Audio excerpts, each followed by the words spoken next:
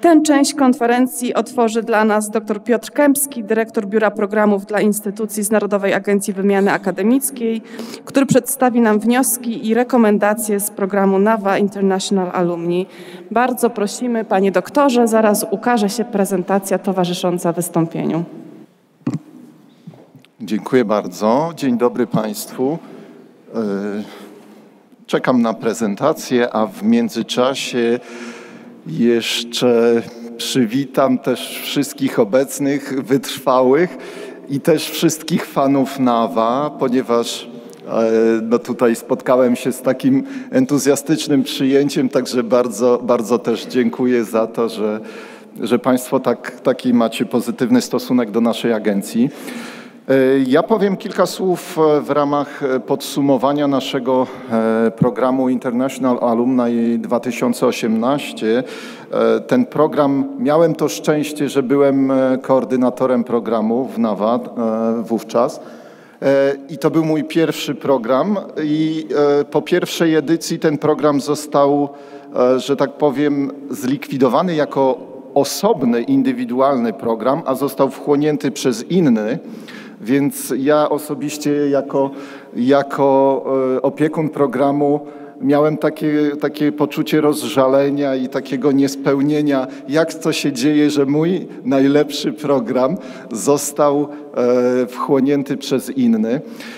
Ale z dzisiejszej perspektywy muszę powiedzieć, pracownika NAWA, muszę powiedzieć, że rzeczywiście dążymy do takiej pewnego rodzaju konsolidacji oferty programów dla instytucji. No i to jest w pewien sposób nieuniknione, że niektóre programy, które miały charakter taki dosyć mocno niszowy, są łączone z innymi programami. Ja o tym jeszcze będę mówił w mojej prezentacji. A teraz już przejdźmy do samej prezentacji, więc tradycyjnie powiem tylko o tym, że mamy tak przedstawiając NAWA, chociaż widząc po twarzach, to za bardzo nie muszę reklamować NAWY, ale tradycyjnie powiem, mamy 4 grupy odbiorców i 4 typy programów w związku z tym. Programy dla instytucji, dla studentów, dla naukowców i NAWA również promuje język polski jako język obcy za granicą, więc również mamy programy na rzecz języka polskiego. Natomiast oczywiście w ramach programów dla instytucji realizowaliśmy ten program International Alumni i no był to tak naprawdę pierwszy w Polsce program zorientowany na wsparcie relacji z zagranicznymi absolwentami. Więc to było naprawdę coś unikalnego, coś można powiedzieć nawet pewnego rodzaju eksperyment, który się powiódł. Projekty były realizowane w okresie od maja 2019 do kwietnia 2021, czyli zahaczyliśmy o okres pandemii, o czym też wspomnę, bo to spowodowało różnego rodzaju perturbacje w projektach.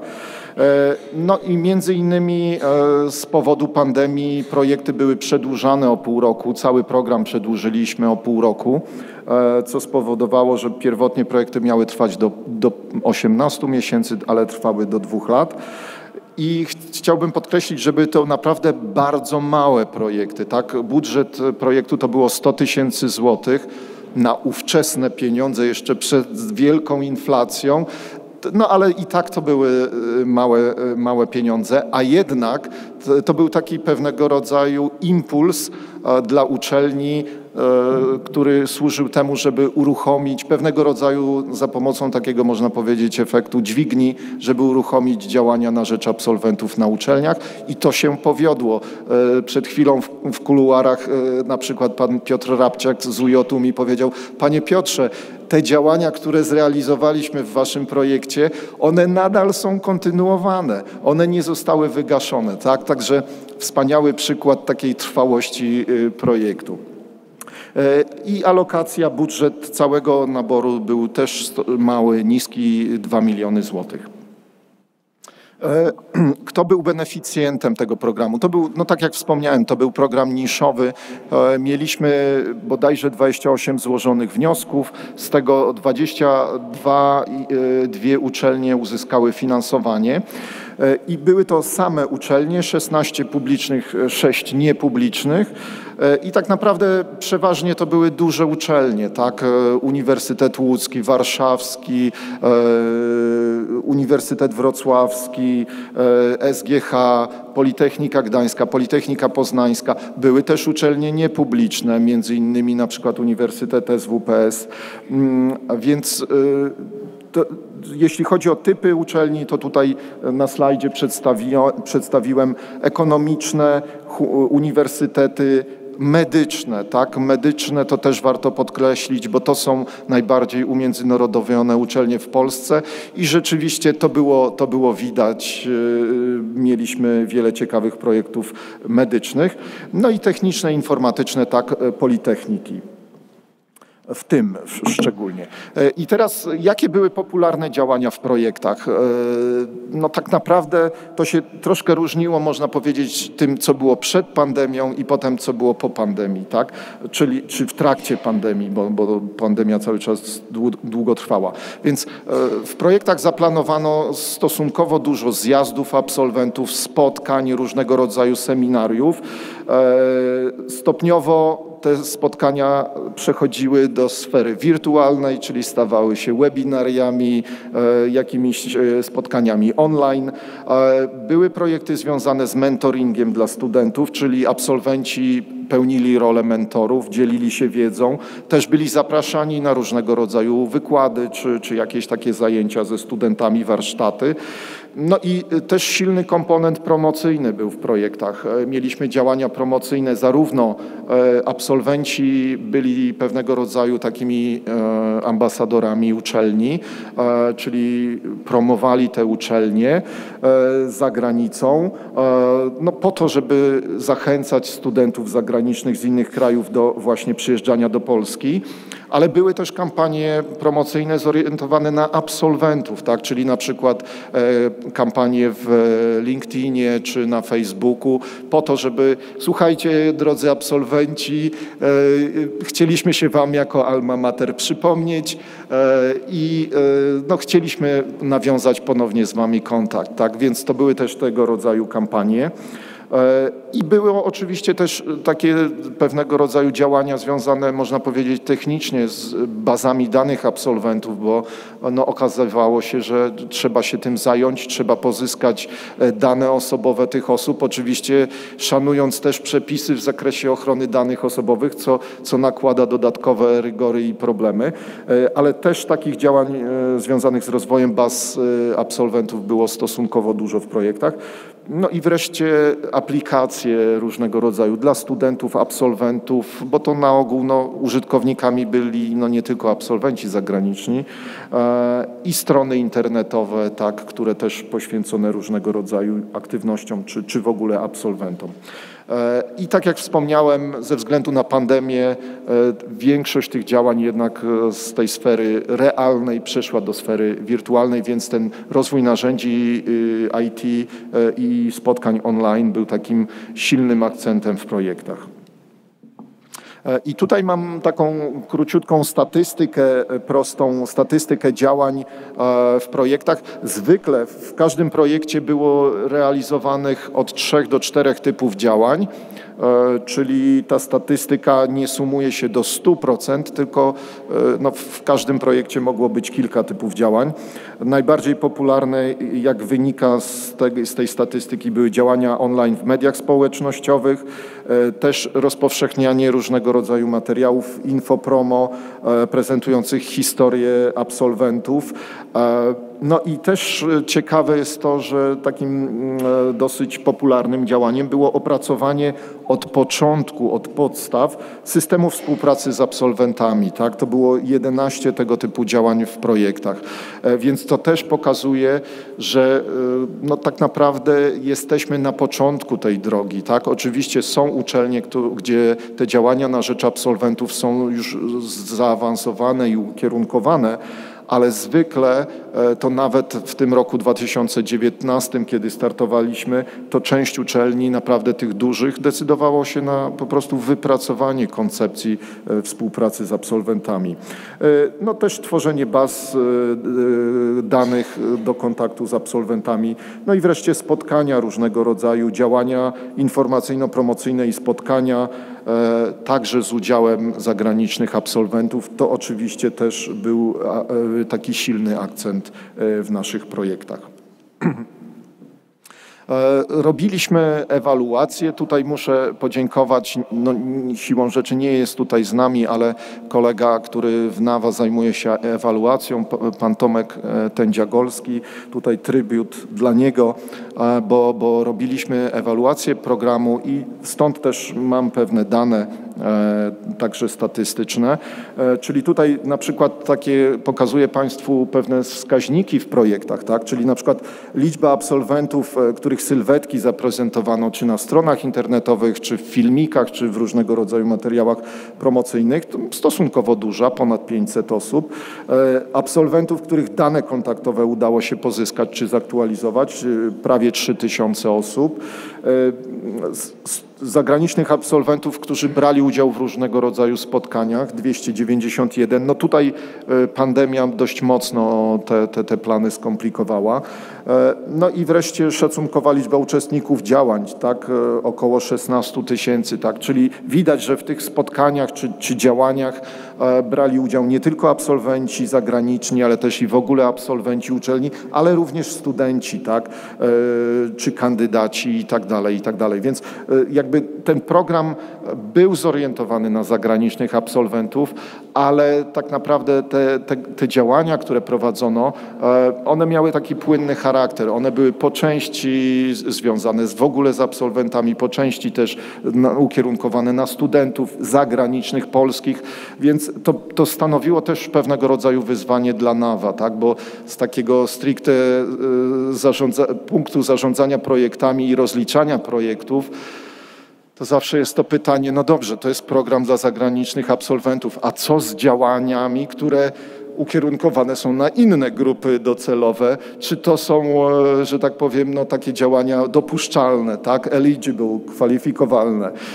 No i z tym były różnego rodzaju perturbacje, ale no, jako NAWA byliśmy w tym radosnym pierwszym okresie, gdzie naprawdę wszystkim dawaliśmy wielkie fory i byliśmy bardzo wyrozumiali, a poza tym była pandemia, no i naprawdę no inaczej się nie dało funkcjonować, trzeba było być elastycznym. Natomiast jakby też sygnalizuje, że z punktu widzenia instytucji, która finansowała ten program, to też było pewnego rodzaju wyzwanie, że jednak nie można się zamknąć tylko na zagranicznych absolwentów, przynajmniej właśnie z punktu widzenia zarządzania takim programem, tylko trzeba spojrzeć szerzej na te relacje absolwenckie. Tutaj taki slajd, który pokazuje uzasadnienie wyboru działań takich pewnego rodzaju online, czy związanych z technologiami informatycznymi. Dlaczego na to się decydowali nasi beneficjenci? No przede wszystkim, żeby obserwować tych absolwentów, żeby mieć z nimi kontakt albo żeby jakby promować coś i dotrzeć do nich z jakimiś treściami, tak? Czyli te działania online stosunkowo były, można powiedzieć, niskokosztowe, a zapewniały no, pewnego rodzaju globalny zasięg, więc to też było istotne z punktu widzenia naszych beneficjentów. Tutaj też takie postawiłem sobie pytanie, czytając ten raport ewaluacyjny, czy było ukierunkowanie geograficzne tych projektów, tak? Bo to też jest ciekawe, żeby sprawdzić, czy my mamy jakieś zdefiniowane te rynki, tak? Bo to też wielokrotnie w dyskusjach o studentach się pojawia, dlaczego Polska nie definiuje tych swoich priorytetów, tak? W zakresie określonych rynków geograficznych i wydaje się, że to jest naszą słabością i to też w projektach było widać, tak? Nie było za bardzo takiego fokusu poza 4 projektami. Jeden projekt był tylko taki naprawdę skoncentrowany na Stanach Zjednoczonych, Uniwersytet Warszawski, natomiast pozostałe projekty, 3 takie, gdzie ten fokus geograficzny był zaznaczony, on był i tak bardzo szeroki, tak? No bo tutaj pokazuję Państwu te regiony, na przykład Ameryka Łacińska, Afryka, Zakaukazie, Azja Południowa, więc tak naprawdę to jest pół świata, więc to można powiedzieć, że de facto te projekty nie były jakoś ukierunkowane za bardzo geograficznie. Co wyróżniało ten program? No to są informacje od naszych beneficjentów właśnie z raportu ewaluacyjnego, czyli możliwość realizacji działań rzeczywiście ukierunkowanych na zagranicznych absolwentów, no bo to był siłą rzeczy taki program. 36% wskazań w odpowiedziach było na to. Wyjątkowość samego programu, no jakby niezależnie od tego, czy absolwenci zagraniczni, bo tak jak mówię, czy polscy, bo beneficjenci tak twórczo podeszli do tematu i nie zamykali się tylko na temacie zagranicznych, ale również tych absolwentów polskich starali się, że tak powiem, adresować w projektach, więc no, ogólnie to był i tak wyjątkowy program, niezależnie czy ukierunkowany na zagranicznych, czy polskich. No i też rozwój narzędzi IT do kontaktu z absolwentami i oczywiście finansowanie, tak? To też było takim impulsem do działań. I jeśli chodzi o tę ewaluację, o której wspomniałem,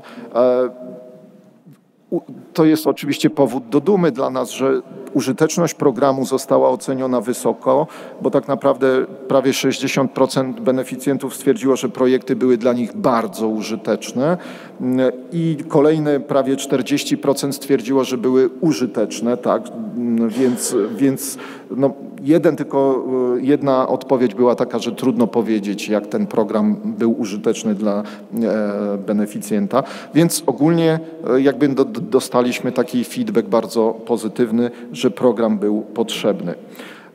No i teraz z mojej strony taka garść różnego rodzaju refleksji, podsumowań i na koniec jeszcze rekomendacji. Czyli tak, no, z obserwacji widać, że w programie udział wzięły, tak jak powiedziałem, przede wszystkim albo duże uczelnie, albo uczelnie mocno umiędzynarodowione, czyli na przykład medyczne. Pandemia COVID była takim totalnym granatem wrzuconym w tę piękną układankę, która rozbiła totalnie nasze plany, ale udało się naprawdę też przy współpracy oczywiście z beneficjentami, udało się to z powrotem doprowadzić do pewnego ładu.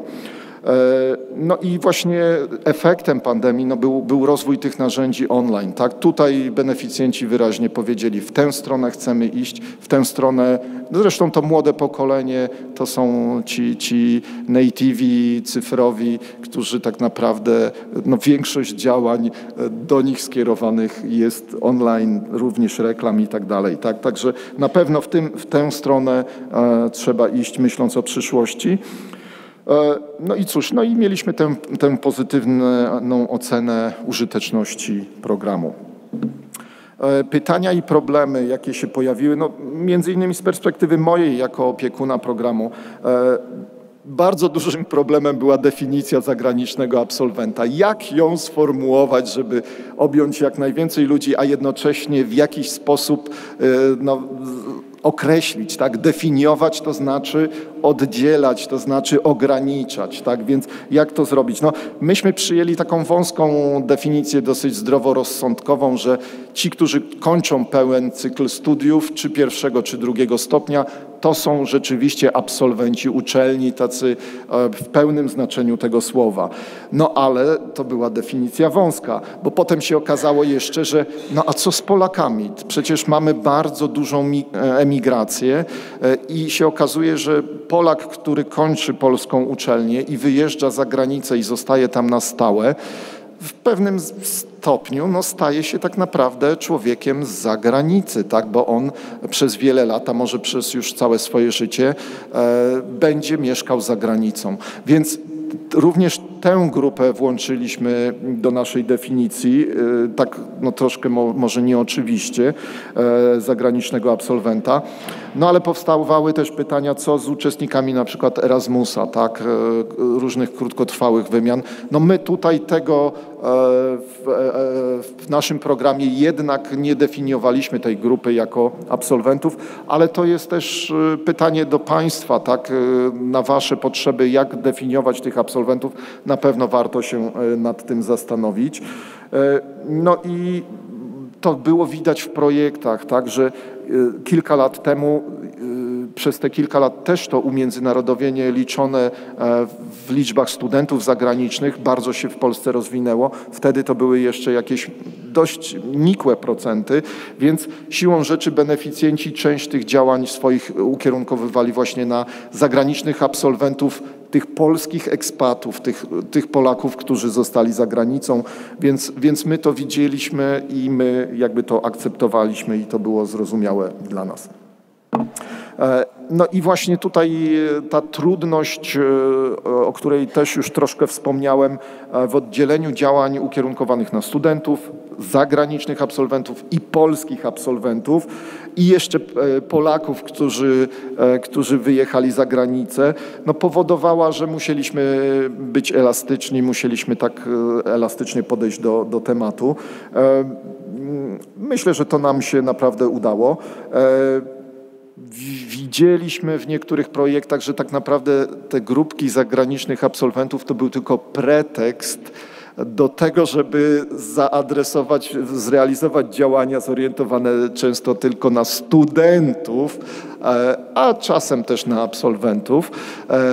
Więc, no ale też, no, jeśli to się nie działo przesadnie i jeśli to było realizowane z pewnym sensem, to też staraliśmy się do tego podchodzić w taki sposób racjonalny.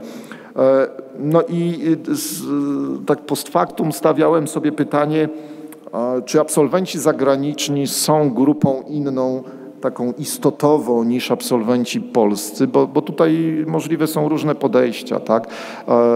Natomiast na potrzeby przynajmniej NAWY dochodzę po czasie do takiego stwierdzenia, że jednak nie ma za bardzo sensu rozdzielania tych zagranicznych absolwentów od absolwentów na przykład polskich, no bo powiedzmy, jeśli realizujemy w projekcie zjazd absolwentów i te koszty mają być kwalifikowalne, no to co z kosztami na przykład polskich absolwentów, którzy mają się spotkać z tymi kolegami z zagranicy, czy one będą kwalifikowalne, czy one nie będą kwalifikowalne, więc brniemy w jakieś dywagacje i w jakąś scholastykę związaną z rozliczeniami, a wbrew pozorom to są naprawdę bardzo poważne problemy i mogą mieć poważne skutki. Więc stąd taka ogólnie moja refleksja, że mimo, że te grupy oczywiście są różne, tak, bo to są różne kultury, różne kraje pochodzenia i tak dalej, i różne języki, to de facto wydaje się, że trzeba po prostu myśleć horyzontalnie o absolwentach, planując działania uczelni zorientowane na absolwentów. Zaraz, czy ja jeszcze coś tutaj... Nie, tu chyba nic nie pominąłem. I no, pewnego rodzaju takie dylematy realizacyjne. No właśnie, program miał charakter niszowy.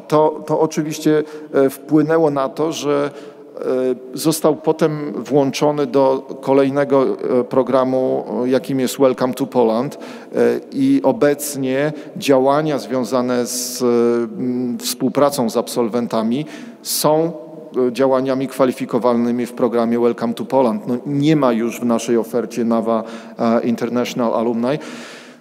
Ale no, proszę Państwa, ja też to zrozumiałem po latach, że my jako NAWA nie możemy mieć, nie wiem, 40 programów dla instytucji. Musimy niestety jakoś tą ofertą zarządzać i też mam takie sygnały od obecnej dyrekcji NAWA, że raczej powinniśmy zmierzać w kierunku pewnego rodzaju komasowania naszej oferty, łączenia programów czy jakiegoś takiego zarządzania nimi, żeby nie było tego rozdrobnienia. Więc no raczej nie mamy szans jako agencja prowadzić zupełnie osobnego programu International Alumni. Natomiast, tak jak wspomniałem, mamy te działania alumnackie, absolwenckie w programie Welcome to Poland, więc Zachęcam Państwa, jeśli jesteście zainteresowani prowadzeniem tego typu działań, żeby włączać je w projekty Welcome to Poland. No i to, co jest też ważne, że właśnie aż 11 działań, tak, na 22 projekty, czyli 50% projektów dotyczyło opracowania wstępnej koncepcji współpracy z absolwentami. Kilka projektów było tylko takich, które w ogóle się koncentrowały tylko na tej koncepcji. Było kilka projektów takich, które rozwijały na początku koncepcję, a potem już działania, więc to nie były tylko takie czysto, nazwijmy, teoretyczne projekty, ale jednak to też pokazuje, że jesteśmy na początku tej drogi i wiele uczelni dopiero jakby opracowuje własne wizje współpracy z absolwentami. I jeszcze kilka slajdów kończących. Ja tutaj przytoczę wyniki takiego mojego badania, które zrobiłem w czasie COVID, żeby zorientować się w ogóle, z czym się mierzą nasi beneficjenci. To były takie ankietowe badania. I tam w tych badaniach wyszło bardzo ciekawe zagadnienie, na które chciałem zwrócić Państwu uwagę, bo pytałem między innymi o bariery i problemy w rozwijaniu relacji z absolwentami i wbrew pozorom z tego badania wynika, że to nie jest tak, że tylko finanse, brak finansowania jest główną barierą. Wcale nie, bo brak systemowego podejścia do relacji z absolwentami na polskich uczelniach wskazano prawie w 50% respondenci wskazali na ten problem, tak? Czyli cały czas pokazuje to, że jednak mamy jako polskie uczelnie ten problem, oczywiście nie wszyscy, tak? Ale mamy ten problem z tą koncepcją, wizją współpracy i z tym systemowym podejściem do relacji z absolwentami. No, wtedy była jeszcze pandemia, więc oczywiście zwracano uwagę na problemy związane z pandemią, ale to generalnie można, ja to teraz na slajdzie przedstawiłem właśnie odwołując się do tego hasła Świat VUCA, o którym zresztą tutaj na poprzednim panelu była mowa, tak? Generalnie pewnie zawsze będziemy mieć do czynienia z takimi zjawiskami jak pandemia, bo teraz jest wojna w Ukrainie, tak? Jest sytuacja niestabilna geopolitycznie, więc na pewno to też będzie wpływać na relacje z absolwentami. W ogóle też trendy na rynku pracy, to co była mowa, są nieprzewidywalne, więc to też utrudnia planowanie działań. No i kilka takich ważnych wypowiedzi związanych z brakami zasobów, tak? Czyli brak narzędzi IT, brak finansowania, brak zasobów ludzkich, tak? Czyli tutaj też, panie rektorze, taki uśmiech do władz uczelni, że no na pewno z tej ankiety wynika, że jeżeli władze uczelni przeznaczają pewnego rodzaju zasoby, czy finansowe, czy ludzkie, czy techniczne na rozwój tych kontaktów, no to wtedy ci pracownicy rzeczywiście mogą się tym tematem zająć. Natomiast jeśli nie ma tych zasobów, no to jest to bardziej takie działanie, można powiedzieć, partyzanckie, gdzie ktoś tam po godzinach czymś się zajmuje albo udaje, że zajmuje. No i wiadomo, że efekty takich działań no nie będą w 100% tak dobre, jak wtedy, kiedy te działania rzeczywiście uzyskają odpowiednie finansowanie. No i też zwracano uwagę na pewne takie problemy zrozumienia problematyki absolwentów, bo z tym czasami też bywa problem. No i teraz już powoli chyba do przedostatniego slajdu przechodzę mojego, prawie, nie, trzeciego od końca, wnioski i obserwacje. Czyli no właśnie, jakby efektem tego programu jednak było to, że zauważono, że to jest program niszowy, musimy go włączyć do innego programu, żeby móc w ogóle tych absolwentów, te działania absolwenckie realizować w ofercie NAWA. Ale ten program nie zniknął, jest w Welcome to Poland. No i nadal można realizować tego typu projekty z naszym finansowaniem. Rekomendacje, no właśnie, kontynuowanie tych działań. Tu z jednej strony NAWA, tak jak wspomniałem, no nie możemy sobie pozwolić na to, żeby prowadzić odrębny program, bo o to mnie pytano wielokrotnie. Natomiast to ma sens, jak pokazała ewaluacja programu, więc no, kto miałby to robić, gdyby chcieć mieć tego typu indywidualny, osobny program w Polsce? No nie mnie to rozstrzygać. Tak jak wspominałem, rozdzielanie absolwentów polskich od zagranicznych nie jest konieczne. Wydaje się, że bardzo ważne jest to, żeby przed rozpoczęciem działań na rzecz absolwentów niekoniecznie iść na hura, na taki żywioł, ale sobie stworzyć pewną rodzaju koncepcję, cele, pewnego rodzaju wskaźniki, zobaczyć, jaki mamy budżet na te działania i przygotować się do prowadzenia tych działań z absolwentami. To, co wspomniałem o poparciu władz, to jest naprawdę bardzo ważne i zrozumienie i poparcie władz rektorskich dla tego typu działań.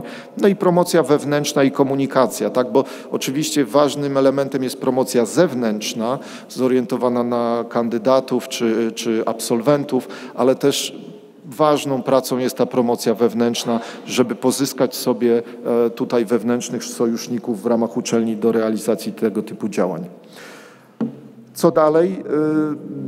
Garść takich rekomendacji. No, na pewno można próbować od różnego rodzaju pilotażu, tak? Na przykład rozmawiałem z przedstawicielami AGH o tej diasporze absolwentów wietnamskich, tak? Może na nich ukierunkować jakieś działania, tak? Może w Państwa uczelni są jacyś absolwenci z danego regionu, albo Polonia, albo Erasmusowcy, albo jakiś typ grupy docelowej, którą warto by było potraktować jako strategiczną i na niej na przykład w pierwszej kolejności skupić tego rodzaju działania. No i oczywiście też taki pewnego rodzaju banał, ale bardzo istotna rzecz, żeby myśleć o tym systemowo, czyli o absolwencie myśleć jako już na etapie studenta, tak? Bo ta więź, która prowadzi do tego, że absolwent po wyjściu z murów uczelni myśli o tej uczelni i wróci kiedyś do niej albo będzie w jakiś sposób ją promował czy wspierał, to ta więź jest budowana od pierwszego roku studiów i jeżeli myślimy o relacjach z absolwentami w momencie, kiedy oni już dostali dyplom i odjeżdżają, no to już jest to już jest troszkę za późno i zwykle tego rodzaju działania nie będą za bardzo efektywne. Więc o tym warto pamiętać. Ja potem zajmowałem się troszkę tak, próbowałem zgłębić tak ekspercko temat relacji z absolwentami pod kątem marketingu i będę o tym mówił trochę w panelu. Timing, więc może nie będę się że tak powiem, rozbiegał z tym tematem, ale tak naprawdę warto pamiętać o tym, że jesteśmy na początku tej drogi, tak? Więc nie oczekujmy nawzajem od siebie i od naszych biur karier czy biur współpracy międzynarodowej cudów, raczej skupmy się na tym, co można zrobić tymi ograniczonymi zasobami. I może to tyle. Dziękuję pięknie. Dziękujemy bardzo, panie doktorze. I pan rektor króciutko prosimy. Panie dyrektorze, przepraszam, bo to nie było dyskusji przewidzianej, ale za dużo zabieram głos, ale bardzo dziękuję za to, co pan powiedział, za ten projekt, program. Z jednym się nie zgodzę. Uważam, że absolwenci są grupą docelową i to też między innymi nasze spotkania ma pokazać. Są zdecydowaną grupą. Może ja jestem z jednej strony z AGH i 75 lat już działa Stowarzyszenie Wychowanków AGH i mamy jednak pewne doświadczenie, nie chcę tutaj dominować dyskusji, ale drugie jestem ze szkoły amerykańskiej. Nie ma ważniejszej grupy, jeżeli chodzi o zewnętrzne działanie uczelni, niż absolwenci. Nie ma. Oczywiście tam są problemy, czy tam podtekst jest ekonomiczny, wszyscy wiemy, ale nie ma. Polsce uczelnie muszą to zrozumieć i dlatego takie działania, czy NAWY, ale NAWA jest najlepsza do tego, muszą być tego nie można ukrywać w innych programach. Tu się z panem nie zgodzę i będę polemizował i będę naciskał i lobbował, żeby programy skierowane na absolwentów, nie tylko, raczej w tym wypadku NAWY zagranicznych, były oddzielnym programem. To są inne programy. Z całej pana analizy to wynika. Naprawdę. Dziękuję bardzo za ten program i muszą być kontynuowane. To nie może zginąć. Każda uczelnia musi mieć taki program na absolwentów. Pani Ewa zaraz to udowodni w panelu. Dziękuję bardzo. Dziękuję. Przepraszam za ten komentarz.